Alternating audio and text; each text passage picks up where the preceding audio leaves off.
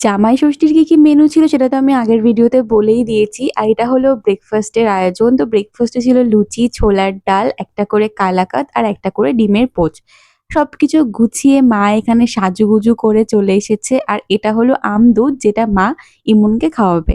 তো এখানে শুরু হয়েছে আশীর্বাদ পর্ব। ১ম এই মা ওকে আশীর্বাদ করে নিল। আর তারপর হচ্ছে আমদুধ খাওয়ার পর্ব। এটা দেখেছি আমাদের বাড়িতে আছে। আর কাদের বাড়িতে এই নিয়মটা আছে আমাকে জানিও। তো আমদুধ ও কিছুতেই খাবে না আর মা ওকে জোর করেই খাওয়াচ্ছিল। আর আমার মা কতটা খুশি ওকে রান্না করে খাওয়াতে পেরে সেটা তো মায়ের হাসি দেখলেই বুঝতে পারবে। এবার শুরু হচ্ছে গিফট দেওয়া নেওয়ার পালা। ফার্স্টেই ও মাকে গিফটটা দিয়ে দিল। আর বাবা যেহেতু আসতে পারেনি তাই বাবার গিফটটা বাবাকে অনলাইনেই দেখিয়ে দিল আর এটা মায়ের হাতে দিয়ে দিল। তো বাবার গিফটটা পরে কখনো আনবক্সিং করে বাবাই দেখাবে। আমি আর আজকে দেখাচ্ছি না।